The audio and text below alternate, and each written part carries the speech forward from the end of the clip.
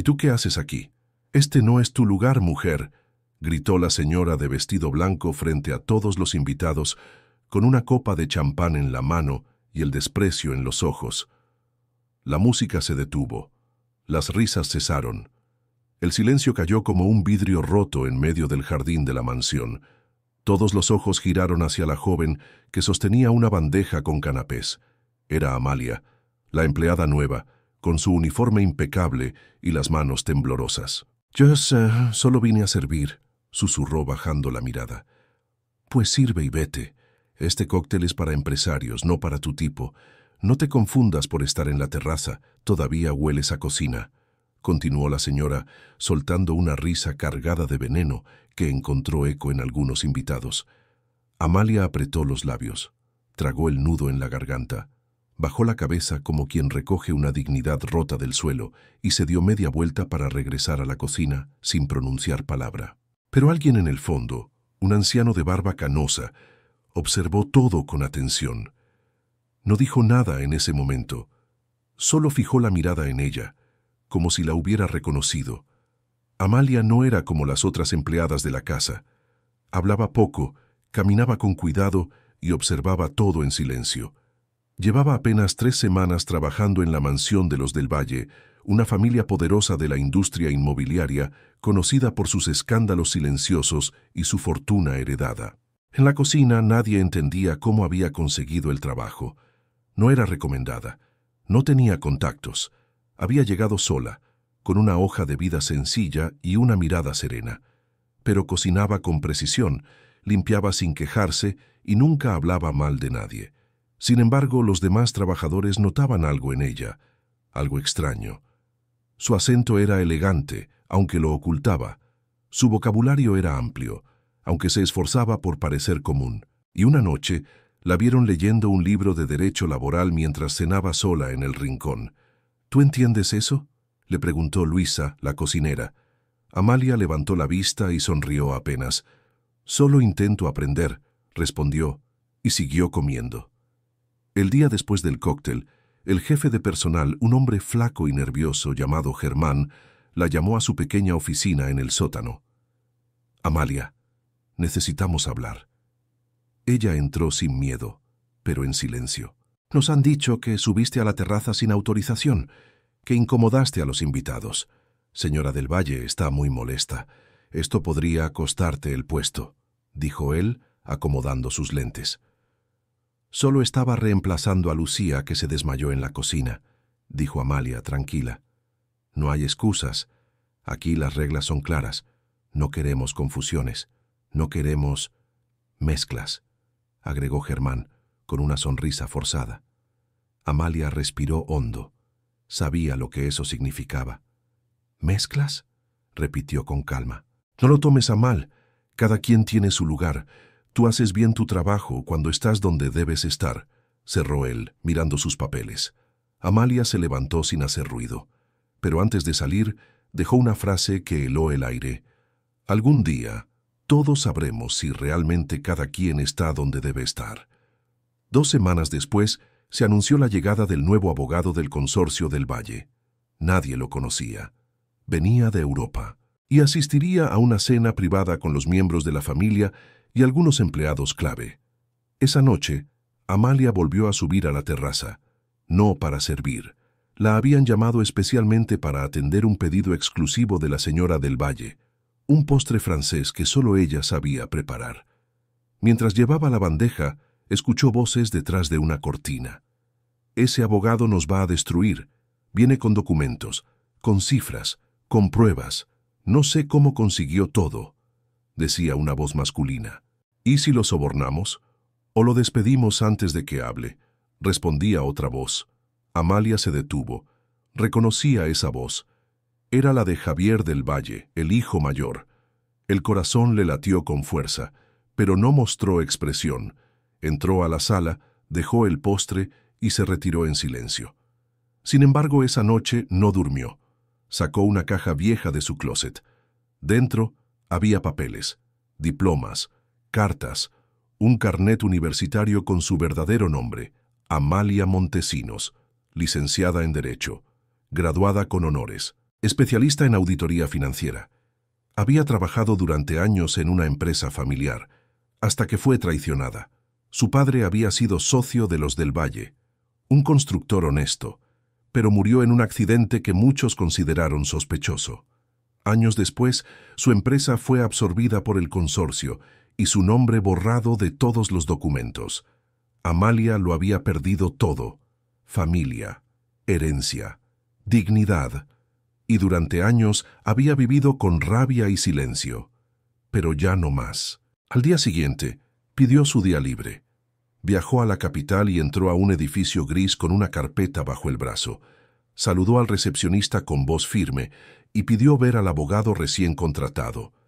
Dígale que vengo con información que puede cambiar el curso de su caso. Una hora después salía del edificio con una nueva alianza. «Disculpe, ¿usted trabaja aquí?», le preguntó el anciano de barba canosa, el mismo que la había observado aquella noche del cóctel. «Por ahora sí», respondió ella sin dejar de limpiar los cubiertos de plata. «No por mucho tiempo, me imagino», dijo él con una mirada cómplice. Amalia lo miró por primera vez a los ojos. «Usted sabe algo, ¿verdad? Sé más de lo que imagina. Su padre y yo construimos muchas cosas juntos, pero también vi cómo lo destruyeron. Me alegra ver que su hija no se quedó de brazos cruzados». Amalia no respondió, pero esa noche dejó una carta firmada sobre la mesa de la cocina. Renunciaba, y anunciaba que en una semana toda la verdad sería revelada. La carta de renuncia de Amalia causó revuelo en la cocina, pero fue ignorada por los directivos. Germán, el jefe de personal, la leyó con desdén y la dejó a un lado. «Dramática. Ya vendrá a rogar por su puesto en unos días», dijo mientras tomaba su café, sin sospechar que aquella hoja marcaba el principio del fin. Lo que nadie sabía era que Amalia había entregado copias de documentos originales, contratos ocultos, firmas falsificadas, transferencias sospechosas, pruebas que conectaban directamente al consorcio del Valle con la quiebra y absorción fraudulenta de más de 3 pequeñas constructoras, entre ellas la de su padre. El abogado europeo, Guillermo Riedel, se sorprendió al ver la precisión con la que Amalia había documentado cada transacción. Sus apuntes, sus análisis, todo estaba atado con claridad irrefutable. «¿Cómo conseguiste esto?», le preguntó, sin poder disimular su asombro. «Yo estuve ahí. Cuando era niña, vi cómo mi padre lloraba en silencio leyendo las demandas. Cuando crecí, me dediqué a reconstruir cada paso que él no pudo completar». «¿Y por qué te contrataste como empleada?». «Porque desde adentro se ve mejor la hipocresía». Guillermo sonrió. No era la respuesta de una víctima, sino de alguien que eligió el momento exacto para cambiar su destino. El anuncio fue discreto, como suelen ser las amenazas legales. Una notificación entregada al mediodía, mientras la señora del Valle organizaba otro cóctel. Javier, el hijo mayor, fue quien la recibió. Al leer el encabezado, su rostro cambió de color. «¿Quién diablos es Amalia Montesinos?», gritó tirando los papeles sobre la mesa. «¿Amalia? ¿La empleada?», preguntó Germán pasmado. «No es una empleada, es la hija de Ernesto Montesinos. Y ahora quiere destruirnos». «¿Cómo? Eso es imposible. Ella es una nadie. Una nadie con pruebas suficientes para hundirnos en tribunales». La señora del Valle, que hasta entonces había permanecido en silencio, se levantó lentamente y murmuró: «Hay que detenerla, como hicimos con su padre». El silencio fue total. Las palabras salieron sin pudor, como si el alma se les hubiera escapado por la boca. Mientras tanto, Amalia caminaba por el centro de la ciudad con el corazón tranquilo. No tenía miedo. Sabía que lo que venía no sería fácil, pero no estaba sola. Guillermo, el abogado, ya había citado a periodistas, a jueces y a antiguos empleados afectados por el consorcio. Todo empezaba a moverse. Sin embargo, lo que Amalia no esperaba era lo que vendría esa misma tarde. Cerca de las 5, mientras salía de una librería, un hombre en motocicleta se le acercó con violencia, le arrebató la mochila y huyó. Dentro estaban algunas copias de los documentos. No era todo, pero sí una parte clave. Amalia no gritó, no corrió tras él, solo se quedó quieta, respirando despacio. Sabía que no era un robo común, sabía que alguien estaba desesperado, y eso, en el fondo, era una buena señal. La noticia se regó como pólvora. Escándalo en consorcio inmobiliario. Nuevas pruebas de fraude. La denunciante fue empleada doméstica infiltrada. Las redes estallaron. Algunos se burlaban, otros la admiraban, pero la mayoría quería saber la verdad. En una entrevista en la televisión local, Amalia apareció con la mirada serena, la voz firme y las palabras exactas. Durante años muchos de nosotros hemos sido tratados como invisibles. Nos ven limpiar sus mesas, servir sus copas, barrer sus jardines, pero olvidan que también pensamos, que también recordamos, y que a veces sabemos más de lo que aparentamos. La frase se volvió viral. Los del Valle intentaron frenar el proceso. Sobornos, amenazas, comunicados públicos, nada funcionó. La opinión estaba del lado de Amalia. Días después, se anunció una audiencia preliminar. La familia tendría que responder ante un juez, y en la sala, al lado del abogado Guillermo Riedel, estaría ella. Cuando Amalia entró al tribunal, vestida de negro y con el cabello recogido, muchos no la reconocieron. Ya no era la mujer de uniforme azul, era una figura nueva, imponente en su silencio, firme en su caminar. Los periodistas se agolpaban fuera del juzgado, algunos la aplaudían, otros le hacían preguntas. Ella solo dijo, «No vengo por venganza, vengo por memoria». Durante la audiencia, uno de los momentos más tensos ocurrió cuando la señora del Valle fue llamada a declarar. El juez le preguntó si recordaba haber humillado públicamente a Amalia durante un evento privado. «No lo recuerdo», dijo con frialdad. Entonces el abogado Guillermo sacó una grabación. Un invitado había filmado aquella noche. Se escuchaban los insultos, las risas y la voz de la señora del Valle diciendo, «Todavía hueles a cocina». El juez pidió silencio en la sala. Amalia no sonrió, no se vengó con la mirada, solo bajó la vista, como quien perdona, no porque olvide, sino porque ha superado. El caso avanzó. Las pruebas eran sólidas, y los aliados de Amalia crecían. Antiguos trabajadores de su padre, otros empleados humillados por la familia del Valle, incluso un excontador que había sido despedido por cuestionar irregularidades, todos aparecieron. «Tu voz nos dio fuerza», le dijo uno de ellos, «porque cuando tú hablaste, todos recordamos que también nos callaron». Amalia solo agradeció con una mano en el corazón. La sentencia fue leída un mes después. El consorcio del Valle fue condenado por fraude, evasión y enriquecimiento ilícito. Se ordenó la devolución parcial de activos y la reparación a las víctimas afectadas. Pero más que el dinero, fue la escena final la que quedó grabada en la memoria de todos. Amalia, saliendo del juzgado, se detuvo frente a la prensa y dijo, «No importa cuán alto construyas tu casa, si está cimentada sobre mentiras, algún día caerá». Y se fue caminando sola, entre aplausos silenciosos y lágrimas contenidas. Después del juicio, Amalia no volvió a la casa donde había trabajado.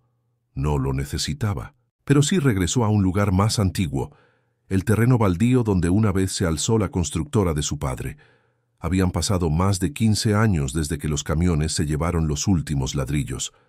El lugar estaba cubierto de maleza, con vestigios de lo que alguna vez fue un sueño familiar.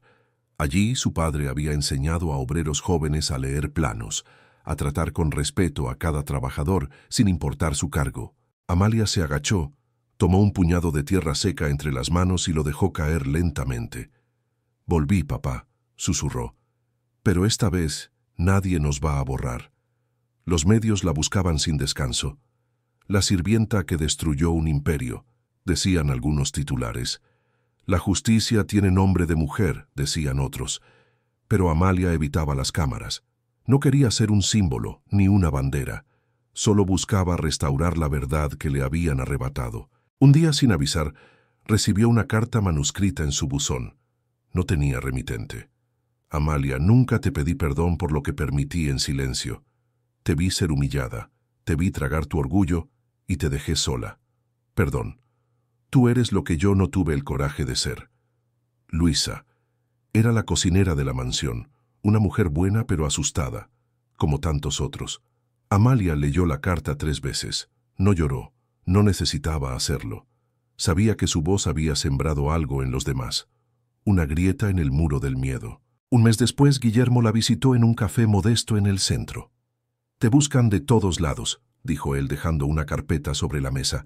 «Organizaciones, fundaciones, medios, universidades, quieren que des conferencias, que lideres proyectos, que seas rostro de campañas».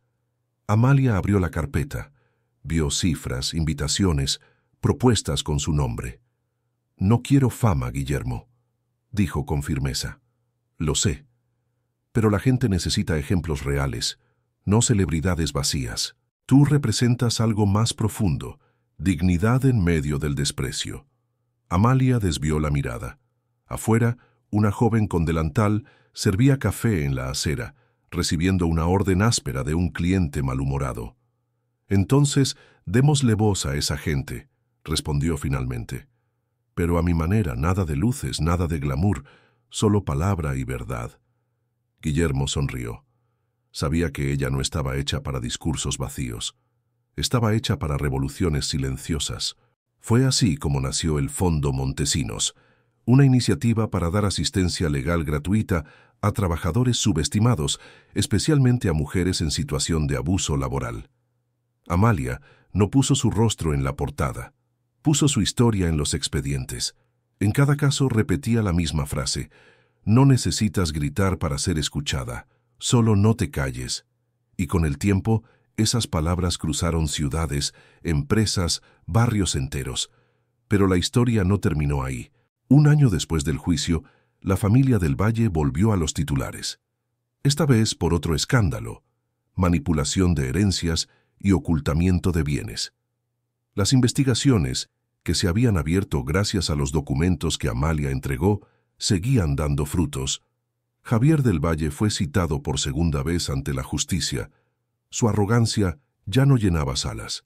Su apellido ya no abría puertas. Y en una entrevista fuera de los tribunales, un periodista le preguntó: «¿Qué siente al saber que una mujer a la que usted humilló cambió el curso de su imperio?». Javier lo miró con rabia. No respondió. Solo subió al auto con los labios apretados y el rostro pálido. Una noche, Amalia fue invitada a una charla en una pequeña escuela pública en la periferia. No había cámaras, solo niños, profesores y algunas madres que trabajaban como empleadas domésticas en casas donde nadie las nombraba. Una niña de 10 años levantó la mano. «Usted también sintió miedo». Amalia sonrió con dulzura. «Todos sentimos miedo, pero el valor no es no tener miedo, es hacer lo correcto a pesar de él». Otra niña con los zapatos gastados preguntó: «¿Y qué hizo cuando la trataron como basura?». La sala se quedó en silencio. Amalia respiró hondo y respondió: «Recordé quién era. No lo que veían, sino lo que yo sabía de mí. Y seguí caminando». Las madres lloraron en silencio, no por tristeza, sino por reconocimiento. Porque esa historia era también la suya. Un día cualquiera, caminando por un parque, Amalia se cruzó con alguien inesperado. La señora del Valle, con el cabello teñido de rubio ceniza, sentada sola en una banca. Sin escoltas, sin maquillaje, sin su altivez habitual. Amalia no cambió de acera. Se acercó y se detuvo frente a ella. La señora levantó la vista. Por un segundo pareció no reconocerla. Pero luego sus ojos se entrecerraron con una mezcla de culpa y vergüenza. «Así que fue usted», dijo en voz baja. «Siempre supe que había algo diferente en usted». Amalia no respondió. Solo se sentó a su lado, en silencio. «Lo perdí todo», continuó la mujer. «Dinero, reputación, amistades y lo peor, a mí misma». «Tal vez nunca lo tuvo», contestó Amalia con serenidad. Hubo un largo silencio. «¿Y tú qué ganaste?», preguntó la señora, como quien busca una grieta para atacar. «Paz», dijo Amalia. «Y algo que ustedes nunca entendieron: respeto».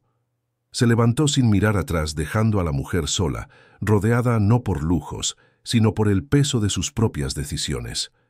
El tiempo pasó, y aunque la historia de Amalia fue contada una y otra vez en periódicos, libros y entrevistas, ella siguió viviendo con sencillez, en un departamento pequeño, con paredes llenas de fotos antiguas y frases escritas a mano. Tu valor no lo decide quien te mira por encima. Nadie nace invisible. Algunos nos hacen creerlo. No hay justicia más poderosa que la que nace del silencio roto. Una mañana lluviosa, Amalia recibió una llamada inesperada. Amalia Montesinos. Habla Rosario Ortega, directora del Museo de la Memoria Urbana. Estamos organizando una exposición sobre voces silenciadas que cambiaron la historia. Nos gustaría contar con su testimonio. No queremos héroes, queremos verdades. Amalia guardó silencio unos segundos. No era amiga de los reflectores, pero entendía la importancia de ocupar el espacio. A veces, hablar no es un acto de ego, sino de legado. Aceptaré, respondió finalmente. Pero no como protagonista. Solo quiero que escuchen lo que miles como yo han callado durante décadas. En la sala principal del museo instalaron una recreación de una cocina antigua. Sobre la mesa, platos sencillos, un delantal colgado en la silla y una grabadora con la voz de Amalia relatando, con pausas lentas y tono firme, los momentos más crudos de su experiencia. Me dijeron que olía a cocina, como si eso fuera una ofensa, como si el perfume de una mujer que trabaja con las manos fuera menos digno que el de una dama perfumada por otros. Creyeron que por servirme una bandeja, me servían el desprecio. No sabían que también servía memoria. Mi padre decía que hay silencios que retumban más fuerte que gritos, y tenía razón, porque en cada plato que lavé, en cada piso que barrí, yo iba reconstruyendo la verdad. La gente entraba en la sala y salía llorando. Una tarde, ya pasados 3 años del juicio, Guillermo Riedel la llamó de nuevo. «Hay algo que debes saber». «¿Ahora qué?», preguntó ella sonriendo. «¿Recuerdas al anciano del cóctel, el que te miró esa noche? Se llamaba Don Nicanor Estrada. Era socio retirado del Grupo del Valle. Nunca se pronunció públicamente, pero antes de morir dejó una carta para ti y un archivo». Amalia acudió al despacho del abogado. Allí, sobre la mesa, estaba la caja. Dentro, decenas de carpetas, escrituras, contratos firmados por su padre y don Nicanor, antes de que fueran manipuladas por los del Valle. Documentos que demostraban que Ernesto Montesinos no solo era socio, sino uno de los fundadores del consorcio. Tu padre fue borrado del acta fundacional a propósito, explicó Guillermo. Pero con esto podrías reclamar derechos legales sobre la empresa. Amalia miró los papeles en silencio. Luego levantó la vista. ¿Y qué sentido tendría levantar lo que ya no me interesa poseer? El sentido de que su nombre vuelva a existir. Amalia acarició los bordes de los documentos. Comprendía lo que eso significaba. No era ambición, era justicia histórica. Esa noche, Amalia caminó hasta el cementerio. Frente a la tumba de su padre, dejó una pequeña placa de metal que mandó a hacer. Ernesto Montesinos, fundador, padre, hombre justo. No necesitaba más. Semanas después, el archivo de don Nicanor se convirtió en una nueva pieza del Museo de la Memoria. Una sala entera fue dedicada a los nombres robados. Una muestra de todas aquellas personas, mujeres y hombres, que construyeron en silencio mientras otros se llevaban la gloria. Amalia no asistió a la inauguración. Estaba dando clases de derecho laboral a un grupo de mujeres migrantes en una escuela comunitaria. Una voluntaria le preguntó por qué no aceptaba las entrevistas que pedían las cadenas internacionales. «Porque no me interesa que me escuchen los de siempre. Me interesa que se escuchen las que nunca pudieron hablar». Una noche, al salir de la clase, se encontró con un joven en la puerta. Tenía unos 20 años, cara de cansancio y una mochila desgastada. «¿Usted es la señora Amalia Montesinos?» «Sí. ¿Quién eres?» «Mi madre trabajó con usted, en la mansión de los del Valle. Usted no lo sabe, pero ese día que renunció, ella llegó llorando a casa. Dijo que había visto a una mujer digna caminar por el infierno sin quemarse». Amalia se quedó quieta. Desde entonces mi madre me dijo que estudiara, que aprendiera a leer contratos, que si algún día alguien me despreciaba, yo supiera defenderme. Por eso estoy aquí. Gracias. Le entregó una carta doblada y se fue. Amalia la abrió más tarde, en su casa. Era una nota breve escrita con letra firme. Mi hijo es abogado hoy, gracias a usted. Los años pasaron. El caso del Valle quedó en los libros. Las propiedades fueron redistribuidas. La familia se desintegró. Algunos se exiliaron. Otros cambiaron de apellido. Pero Amalia siguió caminando por los mismos barrios, comiendo en los mismos mercados, viajando en los mismos buses. Nunca se creyó distinta, solo más despierta. Un periodista insistente logró una entrevista con ella una década después. Fue su única aparición en televisión en todos esos años. Amalia, ¿por qué nunca buscó revancha directa? ¿Por qué no reclamó todo lo que le correspondía? Ella lo miró a los ojos. Porque si lo hubiera hecho sería igual que ellos. Yo no quería poseer lo que me negaron. Quería que nadie más viviera lo que yo viví. ¿Y lo logró? Una sola historia no cambia el mundo, pero puede hacer que otros se atrevan a contar la suya. Si eso pasó, entonces sí, lo logré. Al final de la entrevista le preguntaron cuál era la lección más importante que había aprendido. Amalia sonrió, miró a la cámara y dijo con calma: no importa quién te humilla, lo importante es quién decide no humillarse. Pasaron los años. El cabello de Amalia se volvió completamente gris, pero su espalda siguió erguida. Su paso, aunque más lento, mantenía la firmeza de quien ya no teme a las sombras, porque aprendió a caminar dentro de ellas. La gente en el barrio la saludaba con respeto, no como una celebridad, sino como una maestra de la vida. Había algo en su presencia que imponía silencio sin imponer miedo. Era como una llama encendida que no quemaba, pero iluminaba con fuerza. Un día cualquiera, mientras caminaba por el pasillo de una escuela popular donde seguía dando charlas semanales, una niña de 6 años la detuvo y le dijo: «Mi abuelita dice que tú hiciste que la gente escuche a los que nadie escucha». Amalia se agachó, le tomó las manitos pequeñas y respondió: «No, mi amor, yo solo abrí la puerta. Ustedes son las que van a cruzarla».